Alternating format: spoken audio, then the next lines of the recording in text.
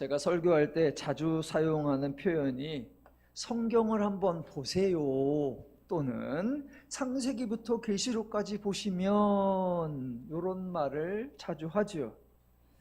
왜냐하면 어느 한 구절만 보면서 이것은 이렇습니다 라고 말하면 그 구절에서는 그 말이 맞을 수 있지만 대신 성경은 그 구절만 있는 것이 아니고 그 구절에서 그럴듯한 설명이었지만 다른 구절에서는 다른 내용이 될 수도 있기 때문입니다. 그래서 늘 언제나 성경 전체를 다 보아야 하고 점검해 보아야 한다라는 겁니다.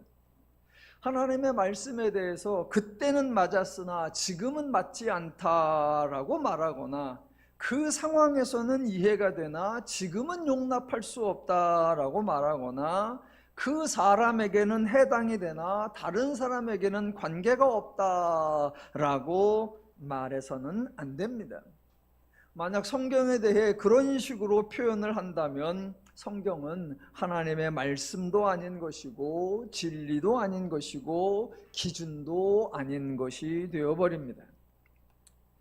저희가 지금 창세기를 강의하고 있습니다. 성경의 맨 앞에 있는 창세기부터 그 내용을 차근차근히 살펴보면서 하나님이 어떻게 거룩하신지 알아보고 그 하나님을 섬기는 기독교가 어떻게 거룩해야 해야 하는지 또 생각해보고 그래서 그 하나님을 따르는 성도가 어떻게 거룩하게 세상에서 살아가야 하는지 점검하고 있습니다. 창세기 1장과 2장에 나오는 대로 하나님이 천지를 창조하셨습니다.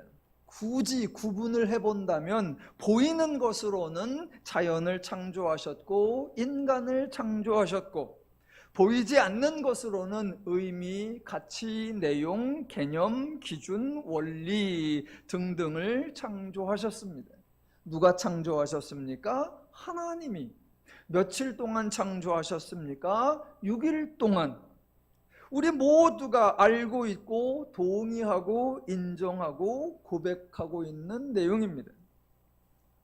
지난주에 창세기 1장과 2장에 창조에 관한 내용이 나오는데 각각 별개의 내용이 아니라 동일한 창조에 대해서 초점을 바꾸거나 표현을 바꾸어서 설명하는 것이다 라고 했습니다.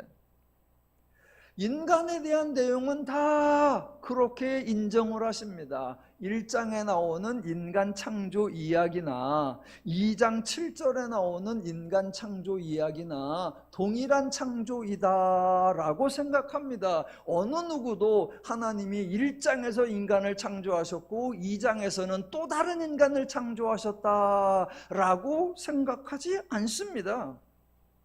인간에 대해서는 그렇게 1장의 창조와 2장의 창조가 동일한 창조다라고 생각하면서 자연에 대한 창조에 대해서는 조금 오해를 하십니다.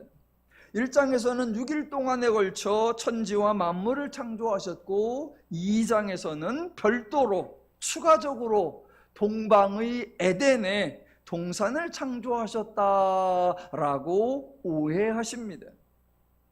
만약 하나님이 6일 동안 창조하신 것 말고 따로 동방의 에덴의 동산을 창설하셨다라고 한다면 그 에덴의 동산은 며칠에 창조된 것입니까? 그러면 하나님의 창조는 6일 동안 이루어진 게 아니라 6일 플러스 알파입니까? 기독교인 중에 어느 누구도 6일 창조 이외에 또 다른 날에 하나님이 무엇인가를 창조했다라고 말하지 않습니다. 그래놓고는 8절에 와서 하나님께서 따로 에덴의 동산을 창설했다라고 말합니다. 8절을 조금 오해하는 것입니다. 저와 여러분이 오늘날 살고 있으니까 당연히 오늘날의 사고방식, 오늘날의 생활습관, 오늘날의 의미나 개념을 가지고 있습니다. 그렇다고 우리의 기준으로, 우리의 패턴으로, 우리의 관점으로 성경을 읽으면 오해가 발생합니다. 우리말로 에덴 동산이라고 번역이 되었고, 대부분의 영어 성경은 가든 오브 에덴이라고 번역되어 있습니다. 여기서 한 가지 질문을 해보겠습니다. 여러분, 창세기 1장 1절에 태초에 하나님이 천지를 창조하시니라, 창세기 2장 1절에 천지와 만물이 다 이루어지니라 인데, 이렇게 창조된 것을 뭐라고 부르죠? 천지, 하늘이고 땅이고 하늘로부터 땅 사이에 있는 모든 것을 의미하는 건데, 그래서 하늘로부터 땅 사이에 있는 모든 피조물, 그 모든 만물이 창조되었는데, 그렇게 창조된 모든 것을 통틀어 뭐라고 부르죠?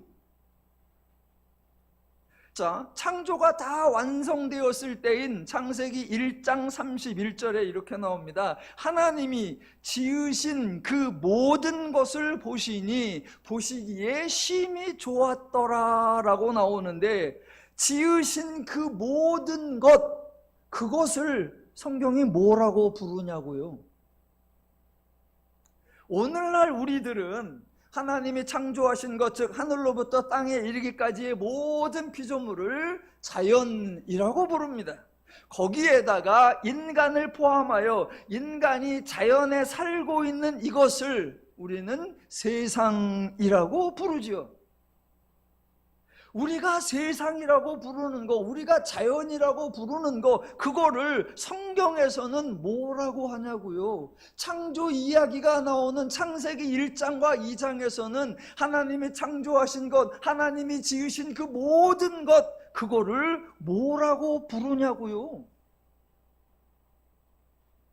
여러분, 그게 바로 행복동산이에요. 그게 바로 창세기 2장 8절에도 나오고 창세기 2장에 나오는 에덴 동산입니다.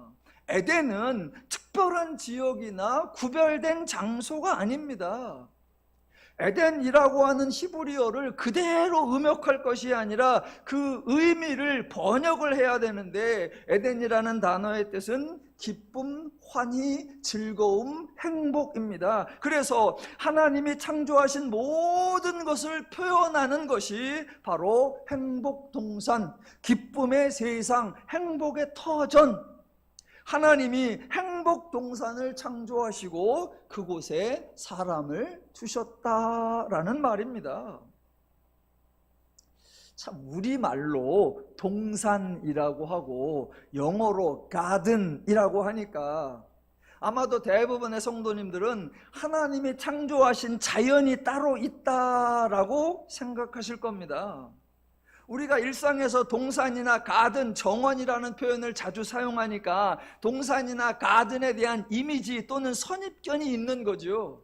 와, 천지와 만물이 얼마나 큰데, 자연이 얼마나 높고 깊고 기른데, 세상이 얼마나 웅대하고 멋지고 대단한데, 그것을 동산이라고, 그것을 가든이라고 부를 리가 있겠냐라고 생각하죠. 그러니까 우리가 세상이나 자연이라고 부르는 그 천지 만물은 따로 있고, 그 천지 만물과 비교할 때 그거보다는 작고 아담과 그의 가족이 소일거리 하듯 가꿀 수 있는 정도의 적당한 크기에 그런 것을 구분하고 거기에 아담을 두어서 여기를 에덴 동산이라고 하자, 에덴, 가든 오브 에덴이라고 하자라고 했다고 여기실 거예요. 자연이 따로 있고 동산이 따로 있다라고 생각하는 거, 그게 오산입니다. 에덴 동산이라고 번역된 거 말고 하나님이 창조하신 천지와 만물, 우리가 세상이나 자연이라고 부르는 것에 대하여 창세기가 따로 구분해서 표현하는 용어가 없습니다.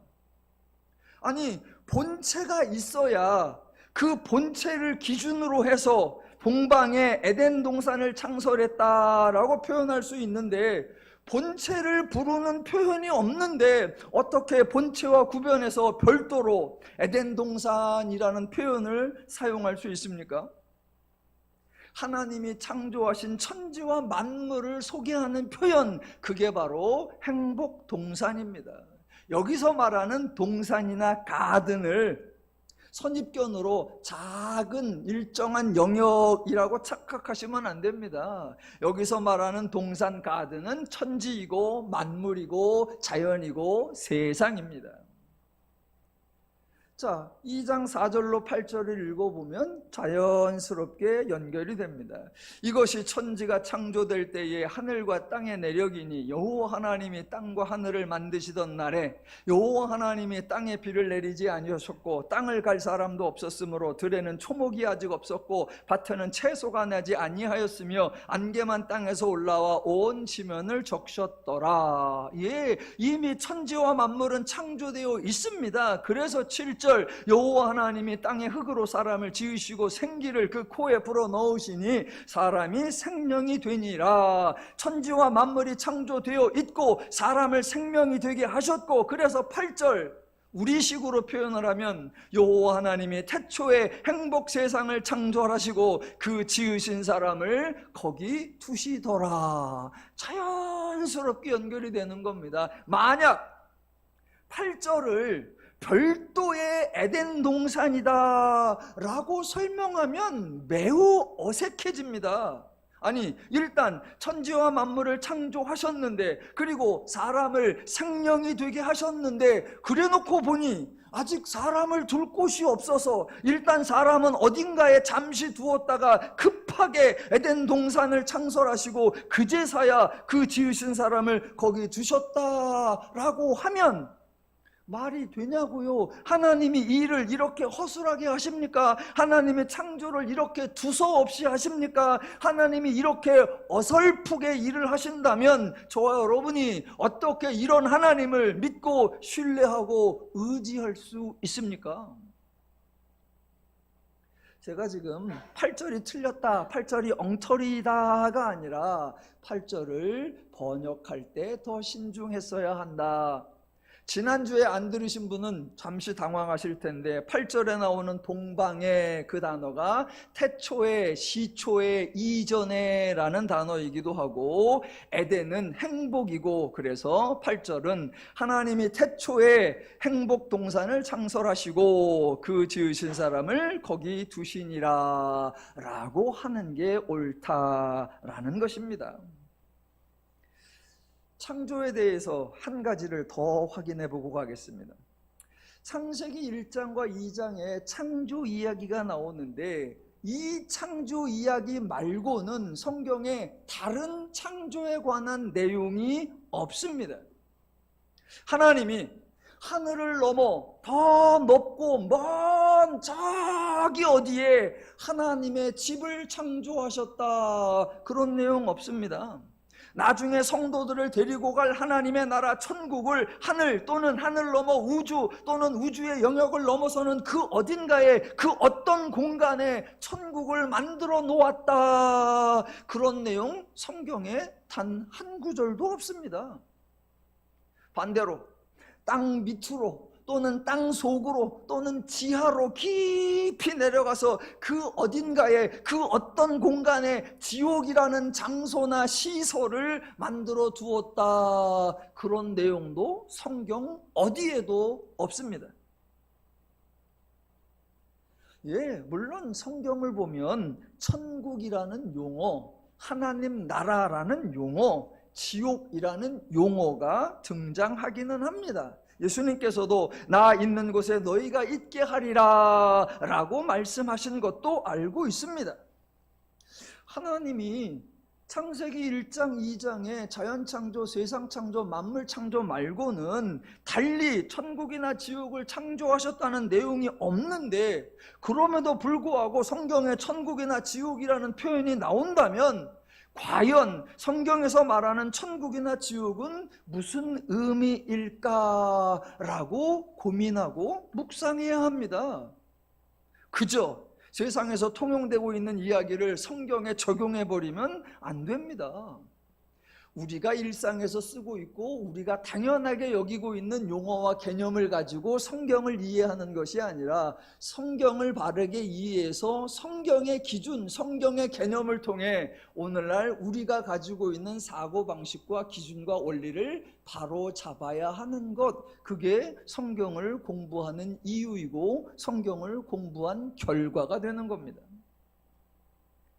성경 전체를 보면 하나님이 천지를 창조하신 것, 6일 동안 세상을 창조하신 것, 자연을 창조하신 것, 인간을 창조하신 것 딱 한 번입니다.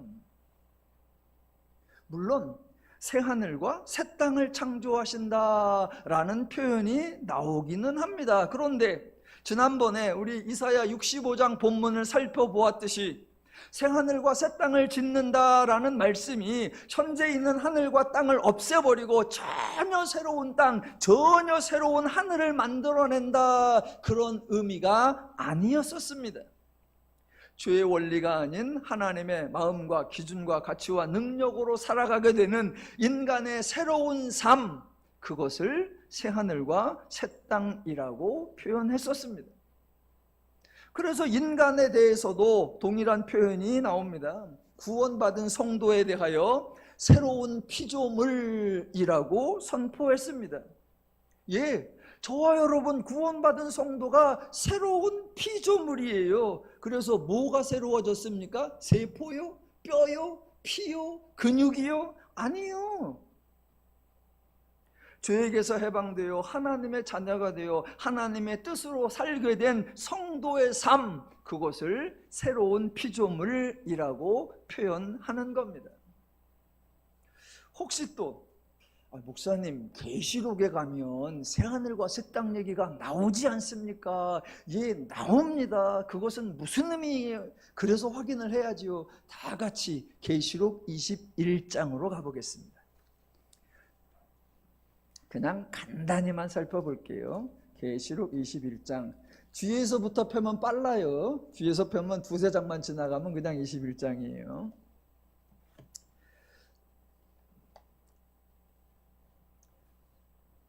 계시록 21장 1절. 또 내가 보니 새하늘과 새 땅을 보니 처음 하늘과 처음 땅이 없어졌고 바다도 다시 있지 않더라. 보세요. 예, 그래요. 그런데 2절. 또 내가 보니 거룩한 성 새 예루살렘이 하나님께로부터 하늘로서 내려오니 그 준비한 것이 신부가 남편을 위하여 단장한 것 같더라. 그런데 이제 9절로 가보시면 7 대접을 가지고 마지막 7 재앙을 담은 7 천사 중 하나가 나와서 내게 말하여 이르되 이리 오라. 내가 신부 곧 어린 양의 아내를 내게 보이리라 인데, 그 신부 어린 양의 아내가 뭐라고 표현되냐면 10절. 성령으로 나를 데리고 크고 높은 산으로 올라가서 하나님께로부터 하늘에서 내려오는 거룩한 성 예루살렘을 보이니에요. 그러니까 순서를 바꿔보면 10절에 거룩한 성 예루살렘이 등장하는데, 이것이 새로운 도시가 아니고 새로운 건물이 아니고 새로운 피조물이 아니라 9절에 나오는 신부 곧 어린 양의 아내입니다. 새하늘과 새 땅이라는 표현이 말 그대로 새로운 하늘이고 새로운 땅이 아니라 인간의 변화된 표현을 하는 거예요. 이것이 성경의 표현 양식이고 이것이 성경의 비유적 방식이에요. 예, 성경을 읽는 거, 성경을 알아가는 건 당연히 오해에서부터 출발을 하는 거예요. 이해를 합니다. 왜? 하나님은 하나님의 기준과 하나님의 관점과 하나님의 패턴으로 설명을 하는데, 우리는 우리의 기준과 우리의 인식과 우리의 방식과 우리의 양식으로 읽으니까 언밸런스가 나고 오해가 생기는 거예요. 그래서 읽고 또 읽고 읽고 또 읽고, 아, 하나님은 이런 용어를 쓰시는구나, 아, 하나님은 이런 표현을 쓰시는구나. 그것이 익숙해지면 아, 하나님이 이 말씀을 하신 거구나 라고 알아가는 거예요. 오늘 그 중에 하나를 창세기 2장을 통해서 확인을 해보려고 하는 거예요. 자, 창조는 창세기 1장과 2장에 나오는 그것으로 충분하다 이고요. 그래서 다시 창세기 2장으로 와보겠습니다. 자, 창세기 2장 현재대로라고 하면 8절, 여호와 하나님이 동방의 에덴의 동산을 창설하시고 그 지으신 사람을 거기에 두시니라 라고 나오는데, 이것은 별도의 장소, 별도의 공간이 아니라고 했습니다. 그래서 다시 한번 풀어서 설명하면, 여호와 하나님이 태초에 행복한 세상을 창설하시고 그 지으신 사람을 거기 두시니라. 그래야 1장의 창조 이야기와 2장의 창조 이야기가 자연스럽게 연결이 되는 거예요. 9절 가보겠습니다. 여호와 하나님이 그 땅에서 보기에 아름답고 먹기에 좋은 나무가 나게 하시니 동산 가운데에는 생명나무와 선악을 알게 하는 나무도 있더라입니다. 하나님이 만드신 세상, 즉 창세기 1장에서는 먹을 것이 없었는데 2장에서 에덴 동산에만 보기에 아름답고 먹기에 좋은 나무가 있는 것이 아닙니다.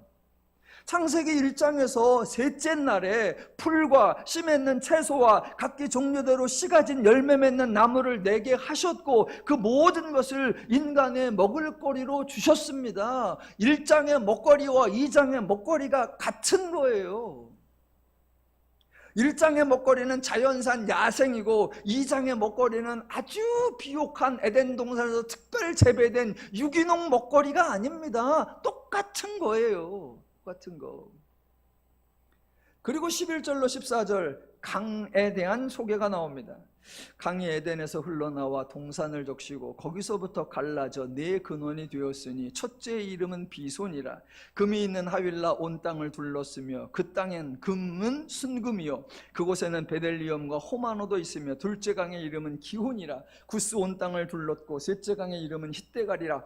워스로 동쪽으로 흘렀으며 넷째 강은 유브라데더라. 이 모습이 하나님이 창조하신 세상, 자연에 대하여 일부를 소개하는 겁니다. 1장에는 강에 대한 언급이 없다고 해서 자연에 강이 없는 것이 아닙니다. 2장 에덴 동산에 대한 소개에서 강이 등장한다고 해서 강이 오직 특정한 지역인 에덴 동산에만 있는 것이 아닙니다. 하나님이 창조하신 자연과 에덴을 분리하면 설명이 되지 않습니다. 동일한 패턴으로 1장과 2장에 산에 대한 언급이 없습니다. 그렇다고 하나님이 창조하신 자연에 산이 없습니까? 예, 지금 본문 창세기 1장과 창세기 2장은 동일한 하나님의 창조를 다양한 표현으로, 다양한 관점으로 소개하고 있다라는 겁니다. 자, 이제 15절을 보겠습니다. 오늘 이제 15절을 신중하게 풀어볼 건데요. 여호와 하나님이 그 사람을 이끌어 에덴 동산에 두어 그것을 경작하며 지키게 하시고입니다. 지금 본문이 창세기 1장과 2장이죠. 즉 1장과 2장은 동일하게 창조에 관한 내용, 동일하게 창조가 완성되었을 때, 그때의 내용입니다. 이 시기를 말 그대로 창조가 되었을 때의 그 시점으로 생각해야지 절대로 오늘날의 일상으로 오해를 하시면 안 됩니다.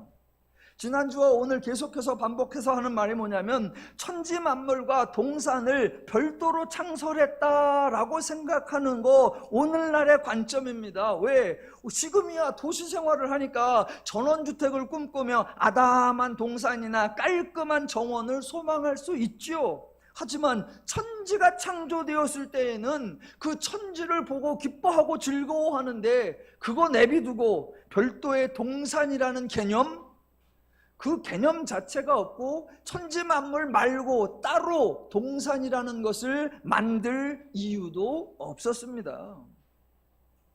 동일한 패턴으로 오늘날은 도시에서 살으니까 자연생활 좀 해봤으면, 전원생활 좀 해봤으면, 귀촌, 귀농 생활을 해봤으면 이라는 생각을 가지고 있는 분들이 많으니까 그렇게 자연에 또는 농촌에 또는 전원으로 간다라고 하면 떠오르는 게 뭐다? 경작.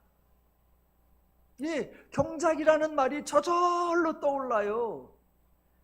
여러분, 오늘날은 그럴 수 있어요. 아유, 답답한 도시에 살지 말고 시골로 가서 넓은 마당에 그 앞에 보면 땅이 넓고 터가 넓어서 거기에서 와 경작하며 지내자 생각할 수 있지만 여러분, 지금 천지를 창조했을 때 털을 다지고 물을 대고 씨를 뿌리고 잡초를 뽑고 거름을 주는 일련의 과정, 즉 경작이라는 개념도 없고 경작을 해야 할 이유도 없습니다. 학창 시절에 뭐 세계 문화나 인류학 뭐 그런 거 배울 때 배우잖아요. 인간이 어떻게 생활해 왔나, 인간의 생활의 발달사. 그럴 때 여러분, 창조되었을 때부터 농경 생활을 시작하는 게 아니에요. 인간이 제일 처음에 뭐 한다? 수렵 생활, 채집 생활이잖아요. 그리고 한참이 지나가서 농경 생활이 하는 거죠. 성경이, 저와 여러분은 우리말 성경에는 글만 있는데 어린이 성경을 보면 그림이 많아요. 글은 간단하게 설명되어 있고 그림이 많아요. 궁금해 하시는 분은 이따가 교육관에 가서, 여기도 어린이 성경 몇 권 있는데 한번 펴보십시오. 창세기 1장과 2장. 아주 간단히 하나님이 창조하셨다. 첫째 날부터 여섯째 날까지 만물을 창조하셨다. 그래놓고 뭐가 나온다? 배경 그림이 큼지막하게 나옵니다. 그림이 어떻게 나와요? 전부 다 푸른 초장이야. 거기에 나무가 큰 게 몇 개 있어. 그리고 아담과 하와가 알몸으로 뭔가를 따먹고 있어. 그게 뭐다? 채집 생활이에요. 여러분, 그걸 경작이라고 합니까? 하나님의 창조한 세상에, 에덴 동산에, 즉 행복 동산에 인간을 두신 거예요. 그러면서 거기에 경작하며 지키게 하셨다라고 하니까 그 시대에 경작하며 지키기가 무슨 의미였을까, 이 생각을 해야 되는데, 어머, 거기다 두고 경작하라고 하셨어. 그러니까 뭐 해야 되겠다? 와, 때에 따라 물 대고 기경하고 밭 깔고 그래서 씨 뿌리고 잡초 뽑고. 아니요, 안 해요. 아니요. 그거 오해입니다. 자, 창세기 1장과 2장의 이 시점, 이 상황을 잘 생각해 보십시오. 저희가 여러분 한번 좀 망령된 생각을 한번 해보십시다. 아주 고약한 생각을. 즉, 저와 여러분이 만약 하나님이라면, 그러면 큰일 나겠지만 한번 생각을 해보자고요. 저와 여러분이 만약 하나님이라면 천지동산을 만들어서, 행복동산을 만들어서 거기다가 사람을 두시니라. 그러면서 그 사람에게 뭐라고 하시겠습니까? 여러분이 하나님이시라면 그 행복을 위하여, 인간의 행복한 삶을 위하여 애써서 천지동산 다 만들어 놓고 코에 생기를 부어 생명을 내게 하셔서 거기에 딱 놓으시면서 여러분은 여러분이 만든 그 인간에게 뭐라고 하시겠냐고요? 아담, 잘 들어. 세상에 공짜는 없는 거야. 땅을 주는 것만으로도 과분한 줄 알고 이제부터 열심히 일해서 죽어라, 땅을 경작해서 농사 잘 지으면서 생존하라. 이렇게 하시겠습니까? 그러면 하나님의 은혜가 아닙니다. 그러면 하나님의 축복이 아닙니다. 반대로 여러분이 그 당시에 아담이었다면, 우와, 하나님이 천지동산을, 행복동산을 쫙 만들어 놓고 인간을 하나님의 형상대로 지어서 이제 거기에 딱 주셔서 여러분이 그 하나님의 행복동산에 딱 첫 발을 디딜 때, 그때 여러분은 무슨 생각을 하시겠습니까?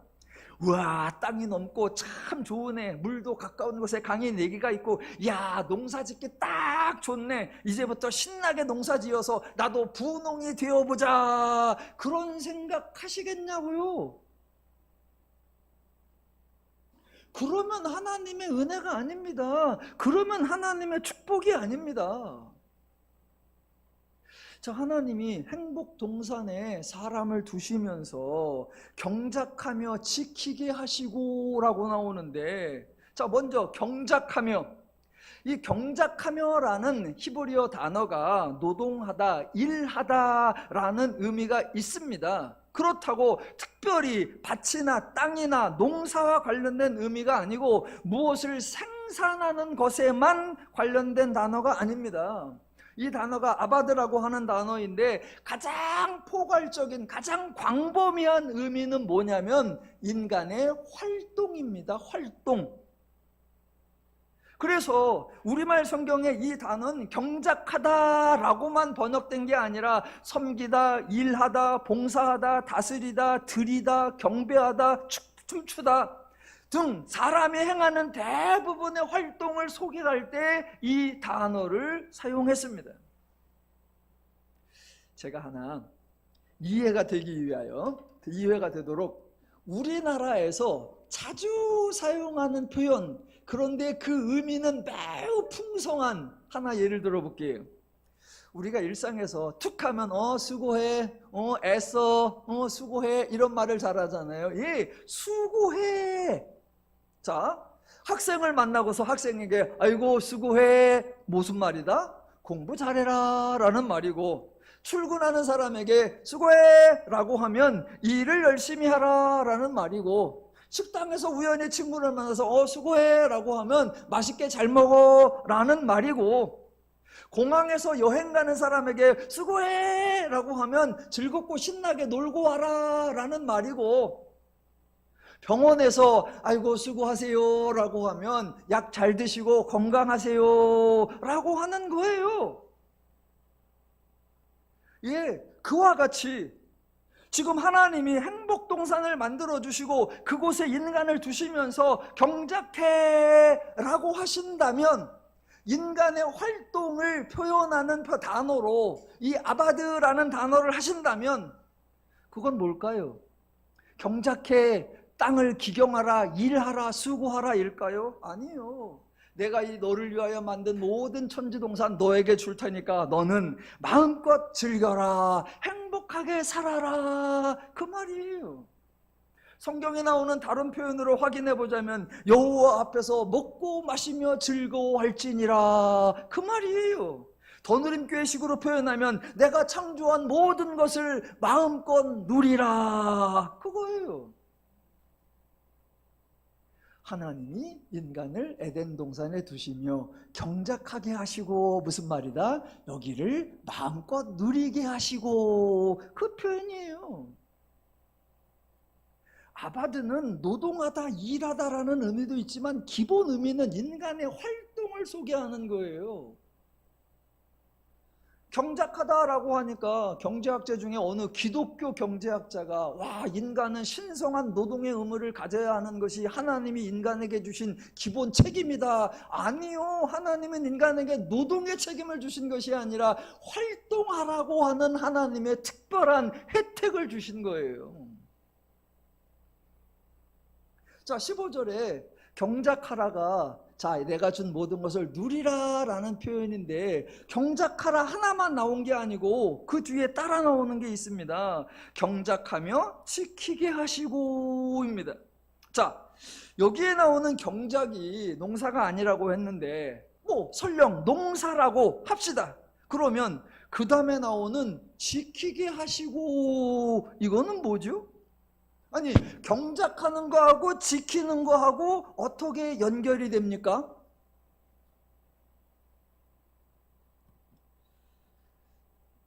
여러분은 궁금하지도 않죠?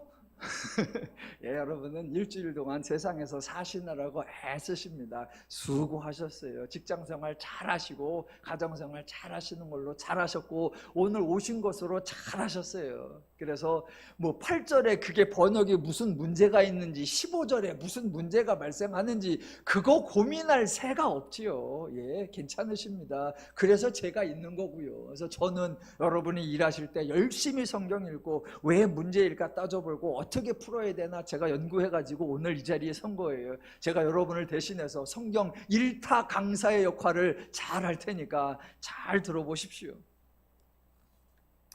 자, 본문에 경작하며 지키게 하시고 라고 나오니까 경작하면은 대부분 농사일을 의미하는 것이라고 착각하고, 지키게 하시며 지키는 거 무엇인가를 보호하고 방어하고 경계하고 수비하는 것인가 보다 라고 생각들을 했습니다.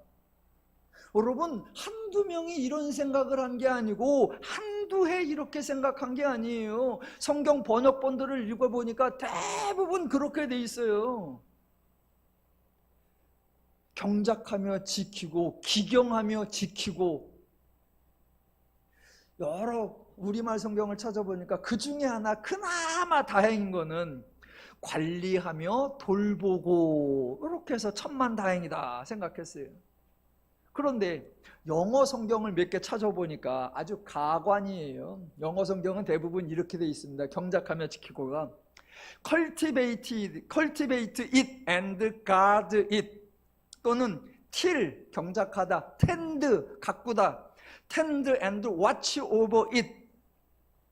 그러니까 가드라는 말을 썼어요. 가드. 아마도 외부의 어떤 위험으로부터 지키는 것, 또는 watch over, 감시하다라는 의미로 번역을 한 것 같습니다. 아, 왜 이럴까? 조금 내 마음에 드는 거 하나 없을까라고 찾아보니까 그나마 다행으로 take care of it, 그게 하나 있었고, 또 하나는 keep, 뭔가를 유지하다, 돌보다, 지속하다라는 게 있었어요. 자, 제가 한번 설명을 드려볼게요.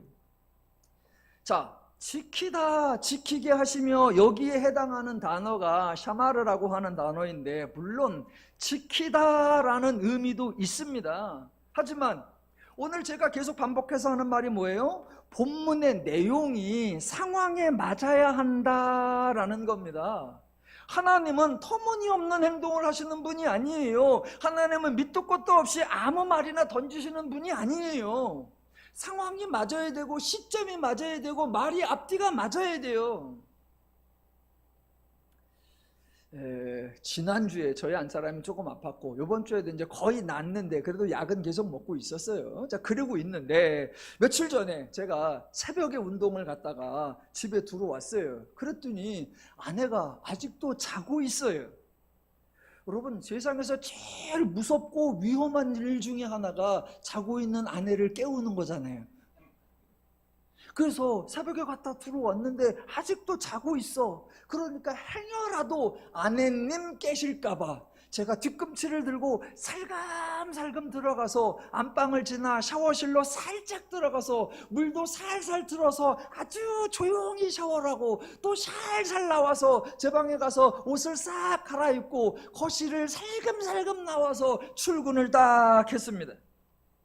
그래서 교회 와가지고 열심히 성경 연구를 하고 있는데 9시 반인가 10시쯤인가 그때서 아내에게서 전화가 왔습니다. 전화가 울리길래 딱 보니까 권현숙이라고 써있어요. 그러길래 딱 해갖고, 네, 광명근입니다. 저는 언제나 관등성명을 대요. 네, 광명근입니다. 그랬어요. 그랬더니 제 아내의 첫 마디가 뭐냐? 왜 안 와?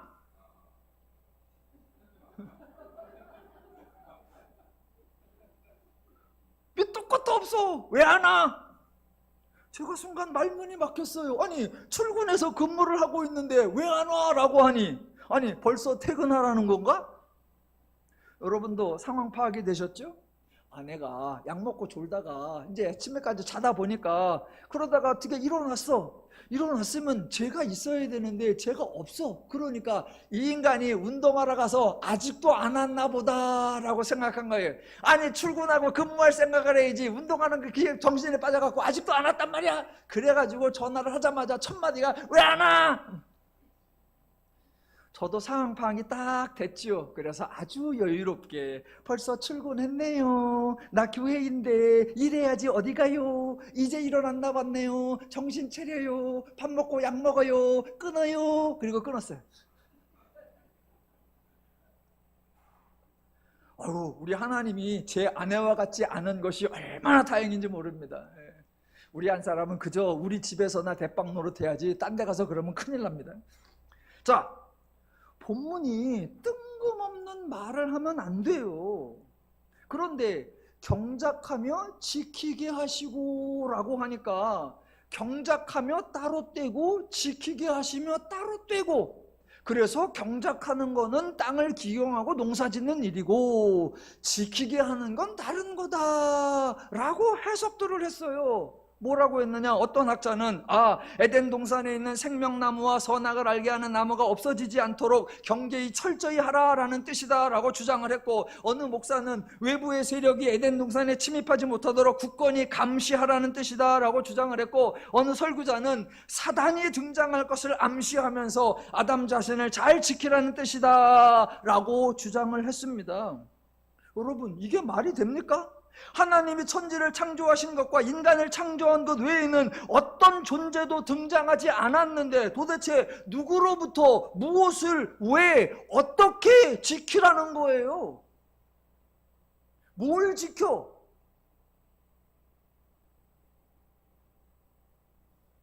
좋아.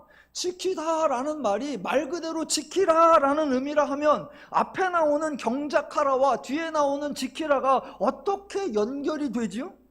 같은 시간, 같은 장소, 같은 상황에서 연달아 나오는 표현들은 서로 연결되어 있잖아요, 의미가. 식사할 때 뭐라고 합니까? 먹고 마시고 한 세트이고, 일하는 사람에게 앉아서 쉬다 한 세트이고, 배울 때 보고 듣고 한 세트이고, 운동할 때 뛰고 달리고 한 세트이고, 청소할 때 쓸고 닦고 한 세트이죠. 그런데 전혀 다른 두 단어가 등장하면 말이 어색하고 의미가 불분명해지잖아요. 아니, 명색이 말씀의 전문가이신 하나님이 용어 선택에 실수가 있거나 의미 전달에 혼선을 빚으시면 그분을 말씀이라고 할 수가 있겠습니까? 자, 지금 이 상황을 한번 잘 보세요. 경작하며 지키게 하시고인데 우선 상황적으로 인간에게 무엇을 지시하며 무슨 일을 명령하는 장면이 아니잖아요. 창조된 세상을 선물로 주시는 장면이 상황이고, 복을 주시며 이르시되와 같이 축복의 말씀, 격려의 말씀, 응원의 말씀을 하시는 그런 장면이잖아요. 그러니까 경작하며가 농사에 관한 말이 아니고 땅을 기경하라는 말이 아니다라고 했습니다. 경작하며가 뭐다? 마음껏 즐기라, 행복하게 살아라, 여호와 앞에서 먹고 마시며 즐거워하라, 내가 창조한 모든 것을 마음껏 누리라 라는 뜻이에요. 그렇다면 그 다음에 나오는 말, 경작하며가 마음껏 누리라 라고 하면 그 다음에 지키게 하고가 무슨 의미일까요? 한번 상상을 해보십시오. 결혼식. 자, 여러분이 주례자입니다. 그럼 여기에 신랑 신부가 있어요. 그럼 이런저런 말을 해놓고, 자, 이제 마지막으로 두 분이 서로 사랑하며 행복하게 사세요 라고 했어. 그럼 그 다음에, 자, 두 분이 행복하게 사세요, 그게 경작하다에 해당하는 거라면 그 뒤에 뭐라고 해요? 오래오래. 그러잖아요. 행복하게 사세요, 오래오래. 어르신을 만났어. 그래서 어르신을 식사 대접 다 드시고 다 드리고, 아유, 아버님, 어머님 만난 거 드시고 즐겁게 건강하세요. 자, 건강하세요가 그게 경작함이에요. 그럼 그 다음에 뭐라 그래요? 쭉.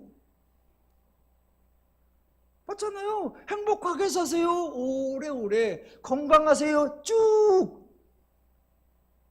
지금 하나님이 창조된 세상을 선물로 주시면서 마음껏 즐기라, 행복하게 살아라, 여호와 앞에서 먹고 마시며 즐거워하라, 마음껏 누려라, 이게 경작하라였다면 그 다음에 뭐가 나올까요? 지키다는 뭐다? 예, 그것을 유지하라, 그것을 지속하라, 그것을 향유하라, 그것을 이어가라, 그거예요. 그래서 우리말로 표현하면 누리며 즐기세요라고가 되고, 영어로 표현하면 enjoy and keep going, 계속 그 상태로 가라. 축구 같은 거 보면 어제도 우리나라가 미국한테 2대0으로 이겼던데 막 경기가 잘 지나가. 그러면 감독들이 뭐라 그럽니까? 오, 잘한다 계속 그렇게 keep going, 쭉 가. 하나님이 행복동산을 만들고 거기에 인간을 두시면서 너희가 여기서 행복하라, 이것을 누려라, 쭉 이것을 누리고 이 상태를 계속 유지하라, 지속하라. 그게 뭐예요? 바로 경작하며 지키게 하시고. 그렇게 번역을 해야 하는데, 그래서 이제 다음 주에 나오겠습니다만 16절에 뭐라고 나온다? 이 동산에 있는 것을 너희가 마음껏 먹되. 거기도 번역이 너무나 아쉬워. 임의로 먹되. 임의로가 무슨 뜻이냐면, 먹고 싶은 만큼, 너희가 먹고 싶은 만큼 배불리 먹을 때까지 너희가 마음 놓고 신나게 원하는 대로, 그 뜻이에요. 그래야 행복동산에 두어서 누리면서 쭉 지나라, 만난 거 많이 먹고, 그래야 이야기가 연결이 되죠. 기껏 행복동산에 넣어놓고는 쇠가 빠지게 경작해라 그래놓고 놀지만 말고 지켜. 앞뒤가 안 맞아요. 앞뒤가 안 맞아. 예, 그래서 하나님이 천지 만물을 창조하시고 뭐라고 불렀다? 행복동산. 거기에 인간을 두시고 어떻게 기대하셨다? 즐기며 행복하게 살아라. 어떻게? 오래오래 계속 그렇게 하셨다라는 말이 15절이. 자, 하나님이 인간에게 맨 처음에 하신 첫 번째 하신 말씀이 1장 18절이라고 했는데, 하나님이 그들에게 복을 주시며 하나님이 그들에게 이르시되, 예, 하나님이 인간을 대하는 자세, 하나님이 인간에게 하시는 말씀의 성격이 복이라고 설명을 드린 적이 있습니다. 하나님은 인간을 위해 일해 주시는 분이고, 하나님은 하나님의 모든 것을 인간에게 은혜로 베풀어 주시는 분입니다. 결코 하나님이 인간에게 어떤 일을 시키시는 분이 아닙니다. 더더욱이나 하나님이 행하시던 창조가 완성된 그 시점에서, 하나님이 하시던 일을 마치시던 그 시점에서 더 이상 추가할 일도 없고 보완할 일도 없고 새롭게 시작할 일도 없는 그 시점에서 하나님이 인간에게 일을 지시하고 과제나 명령을 하실 일이 없습니다. 그래서 경작하면은 땅을 갈고 기경하라라는 의미가 아니고, 지키기는 경계를 서며 막고 수비하라는 의미가 아니라 인간에게 수고를 하라는 의미가 전혀 아니다. 하나님이 창조한 것을 그곳에서 즐거워하며 행복하게 살아라.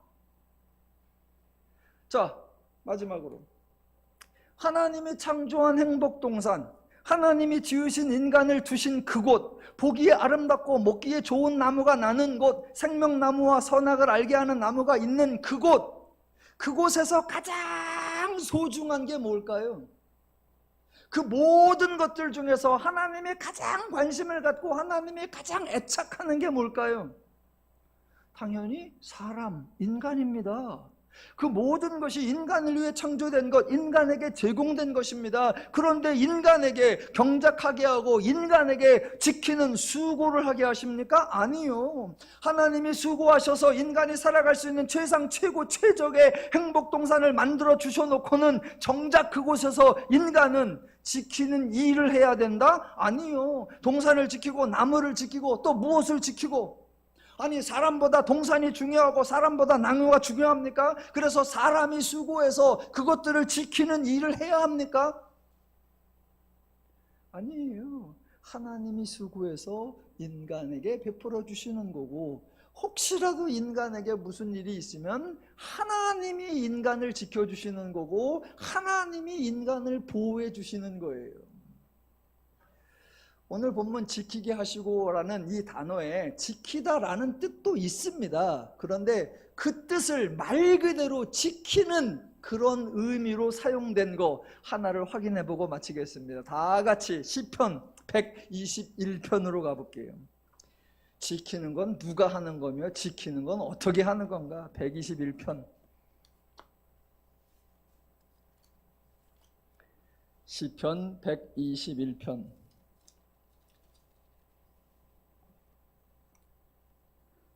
3절로 8절까지입니다. 시편 121편 3절로 8절. 찾으신 분 아멘 하시겠습니다. 아멘. 천천히 같이 읽을게요. 시작. 여호와께서 너를 실족하지 아니하게 하시며 너를 지키시는 이가 졸지 아니하시리로다. 이스라엘을 지키시는 이는 졸지도 아니하시고 주무시지도 아니하시리로다. 여호와는 너를 지키시는 이시라. 여호와께서 내 오른쪽에서 내 그늘이 되시나니 낮의 해가 너를 상하게 하지 아니하며 밤의 달도 너를 해치지 아니하리로다. 여호와께서 너를 지켜 모든 환난을 면하게 하시며 또 내 영혼을 지키시리로다. 여호와께서 너의 출입을 지금부터 영원까지 지키시리로다. 예, 우리 하나님이 이런 하나님이시고 인간은 하나님에게 이런 대상이에요. 대상. 예, 더누림의 모든 성도 여러분 행복하시기를 바랍니다. 예, 하나님이 인간에게 기대하시는 거 딱 하나, 행복이에요. 여러분이 내가 지금 신앙생활을 잘하고 있나 확인하는 방법도 딱 한 가지예요. 내가 온유한가? 내가 평안한가? 내가 행복한가? 내가 사람들 사이에서 화목하고 인내하고 양선하고 충성하고 내 삶 속에 기쁨과 환희와 즐거움이 있고 내가 행복한가? 내가 주일 예배를 잘 참석하나, 내가 교회 사역에 열심을 내나, 그걸로 따지는 게 아니에요. 하나님으로 인해 내가 평안한가? 하나님으로 인해 내가 안식하고 있는가? 하나님 생각하니까 내가 즐거운가? 하나님 때문에 내가 담대하고 자유롭고 하나님 때문에 내가 신나고 즐거운가? 우리를 위해 일하시는 그 하나님으로 인해 항상 범사에 기쁘고 즐겁고 복된 삶 되시기를 주님의 이름으로 축원합니다. 기도하겠습니다.